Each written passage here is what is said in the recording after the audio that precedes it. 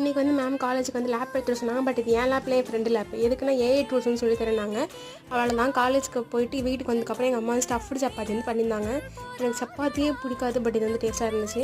அப்புறம் நான் பெரியம்மா வீட்டுக்கு போயிட்டேன். ஏன் அப்படின்னா வந்து பெரியம்மா வீட்டில் தான் வந்து சிஸ்டம் இருக்குது.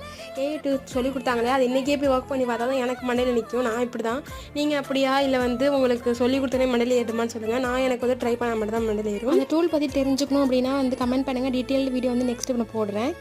அப்படியே வந்து 8 மணிக்கு மேலே ஆகிட்டு அதுக்கப்புறம் எங்கள் அப்பா வந்து மெடிக்கலில் டேப்லெட் வாங்கிட்டு இருக்காங்க. பக்கத்தில் ஒரு கோவில் இருந்துச்சு. அங்கே வந்து இப்போ தான் ரீசெண்டாக திருவிழா முடிஞ்சா டெக்கரேஷனாக பண்ணிட்டு இருந்தாங்க. எனக்கு கொஞ்சம் ஹெவியாக சாப்பிட்ட மாதிரி இருந்துச்சுன்னு சொல்லிட்டு வாக்கிங் போயிட்டு இருந்தேன்.